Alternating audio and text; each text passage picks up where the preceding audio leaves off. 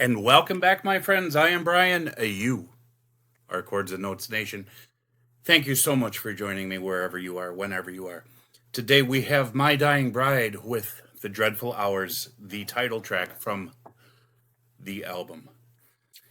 This one I haven't listened to in a while, and I seem to remember this is pretty impactful, so we're going to get into this. This is the second My Dying Bride video I have reacted to on this channel, the first one being A Secret Kiss, so check that out. Once I get one more, excuse me, then that constitutes me putting together a reaction playlist. So I will have to choose another My Dying Bride song, and I can start going down that journey.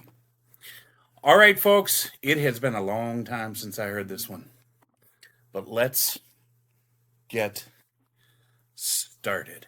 You can feel it, dude! You can feel it! This video is off of the Infria, Infyra YouTube channel. It has the lyrics on screen, so I'm trusting that they are accurate, but we shall see. So thank you, Infria, for putting this up for us to watch.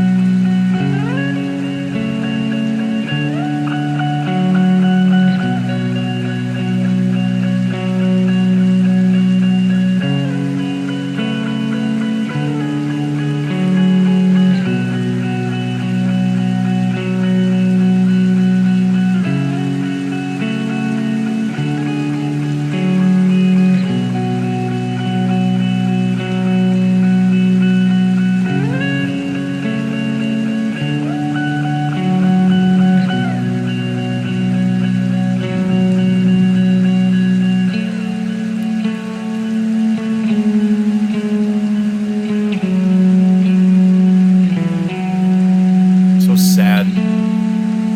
It's beautiful. Sometimes sad, it's beautiful.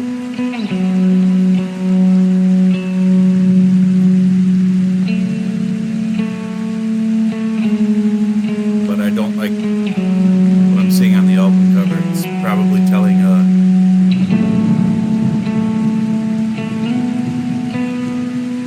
heartbreaking story. And it's been a while. I don't remember.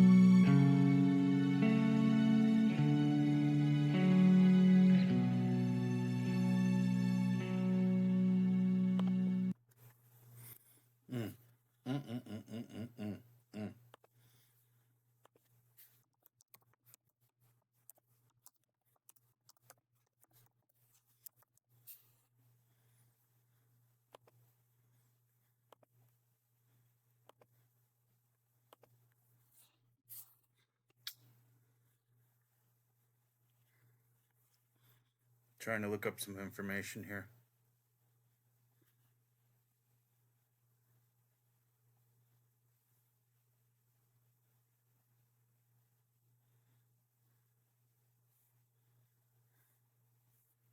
Yeah, definitely gothic approach.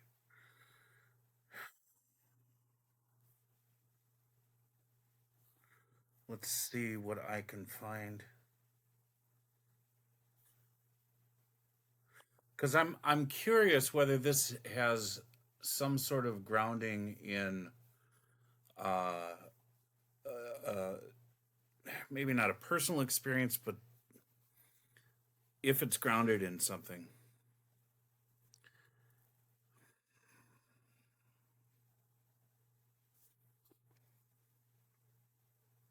I'm not finding any information right now.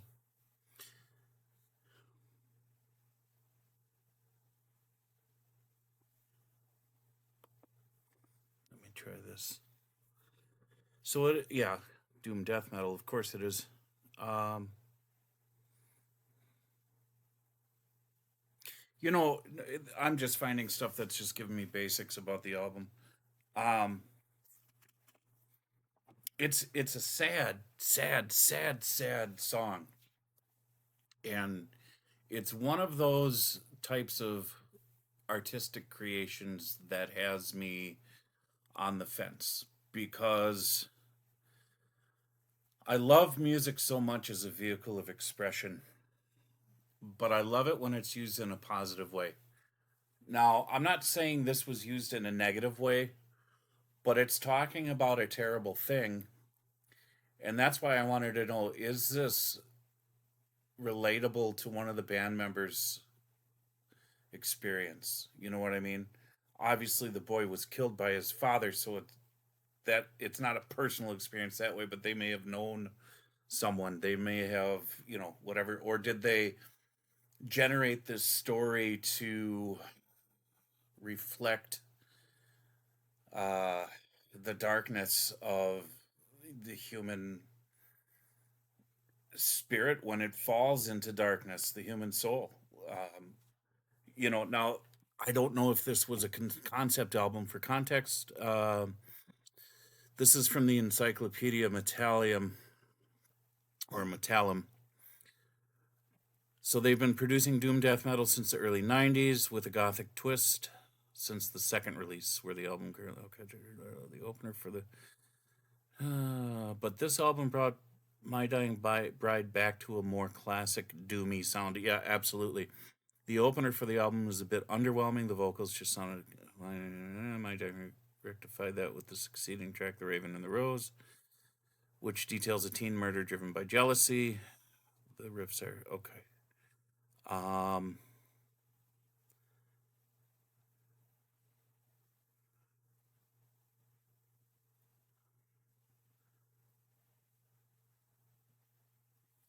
okay, so this is just a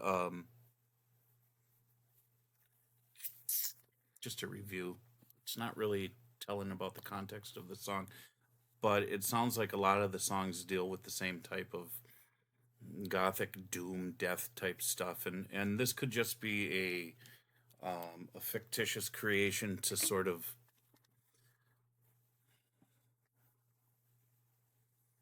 create that atmosphere. And motivation goes into it as well. What is the motivation to create a song like this that has such a terrible outcome, such a terrible, fearful experience, and why? Why? Is it? Some people in this world are fascinated with that, and so that becomes their life, and that becomes their expression. Other people use it as a way to communicate something deeper, something real, something that actually happened as a catharsis, or as a warning to others that hey, this exists. So context, um, you know, what's the motivation? All of that plays into it. Now they do the doom death genre very well, for sure. So much more doomier and gloomier like Catatonia, which is one of my favorites. Because at least with Catatonia, I feel that there's, even though it's a doomy, melancholy sound, it's not dark. You know what I mean? It doesn't feel like it's malevolent in a way. I guess that's the way what I wanted to say. Uh, so what originally years ago when I got into this, some friends of mine introduced me to, I guess, this genre of music.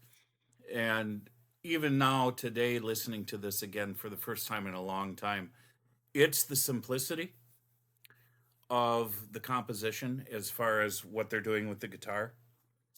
And I kind of like that. I like that simplistic approach, especially when it's done in the minor key in a way that brings this haunting melody out.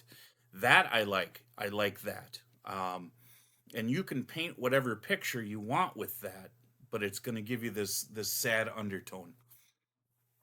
So that I'm okay with. And the way that the vocalist was able to assume the different characters, the different roles in this story, was very compelling. He really pushed the fear, the anguish, the anger.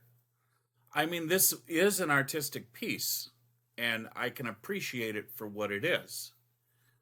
I question the motivation, and if I had a clearer understanding of what it was all about, it might make more sense, especially if they're telling an overarching story and highlighting these different types of human behavior that is out there. You know, um, that then it would make more sense. But if they're just making a song like this to dance around with darkness, then okay, whatever.